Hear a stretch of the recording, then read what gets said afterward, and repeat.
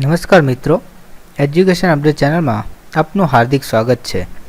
મિત્રો, આજના આ વિડીયોમાં શૈક્ષણિક મનોવિજ્ઞાન અને શિક્ષક અભિયોગ્યતા વિશેના કેટલાક પ્રશ્નો વિશે જોઈશું.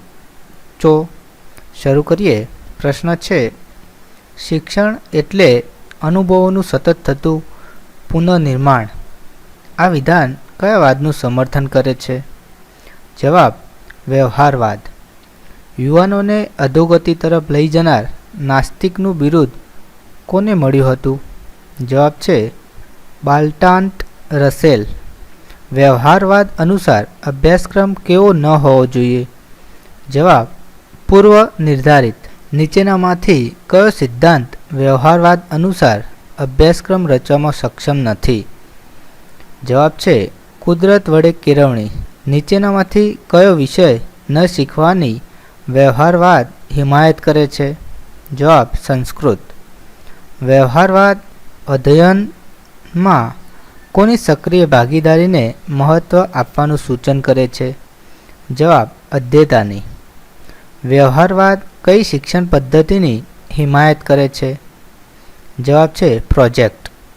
આગળનો પ્રશ્ન જોઈએ તો વ્યવહારવાદની એક મોટી ભેટ પ્રોજેક્ટ પદ્ધતિના પ્રણેતા કોણ છે? જવાબ છે, ડૉક્ટર કિલપેટ્રિક.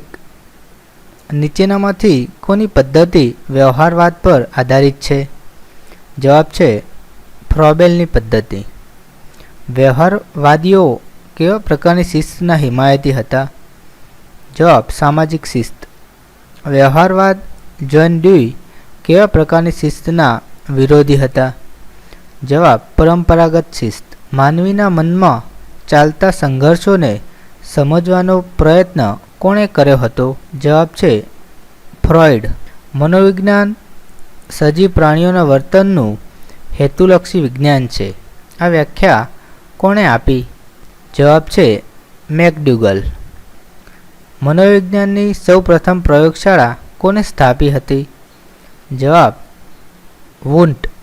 પ્રાણી મનોવિજ્ઞાનને અન્ય કયા નામે ઓળખવામાં આવે છે? જવાબ છે, તુલનાત્મક વિજ્ઞાન. શિક્ષણમાં પ્રશ્નોત્તરી પદ્ધતિના જનક કોણ છે?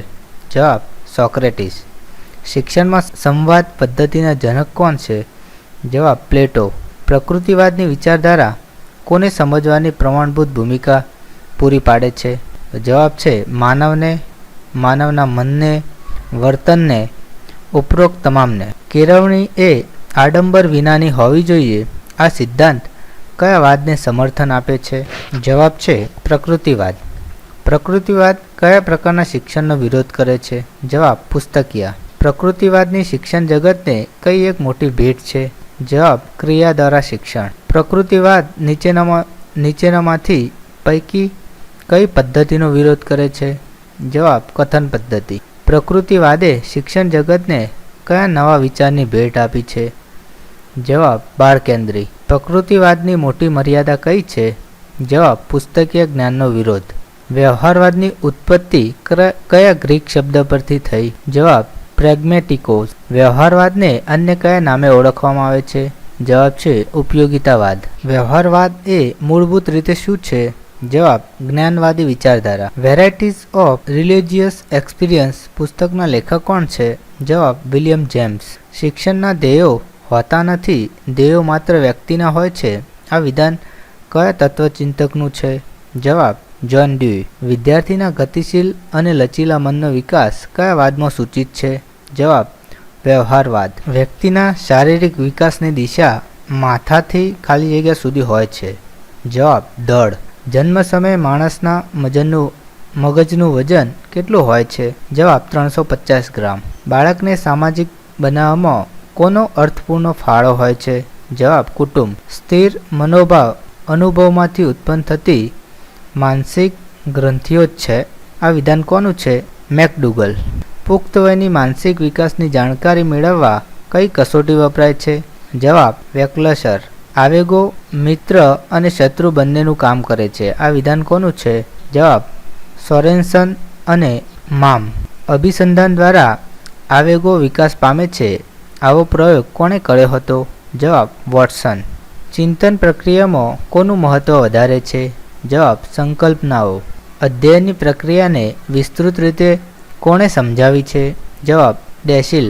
નીચેનામાંથી કયું પાસું માનવીને વિશેષ ક્રિયાશીલ બનાવે છે? જવાબ પ્રેરણા. ગીજુભાઈ બધેકાએ કયા વર્ષે બાલ મંદિરની સ્થાપના કરી હતી? જવાબ ઈસવીસન 1920. ગીજુભાઈ બધેકા કયા શિક્ષણ શાસ્ત્રીથી પ્રભાવિત થયા હતા? જવાબ મોન્ટેસોરી. ગીજુભાઈ બધેકાએ શિક્ષણના પ્રયોગો કઈ સંસ્થામાં કર્યા હતા? જવાબ લોકભારતી. મુશાળી માનું બિરુદ કયા શિક્ષણ શાસ્ત્રીને મળ્યું હતું? જવાબ ગીજુભાઈ બધેકા. ગીજુભાઈ બધેકાના શિક્ષણ દર્શનમાંએ કેન્દ્ર સ્થાને કોણ છે? જવાબ બાળક.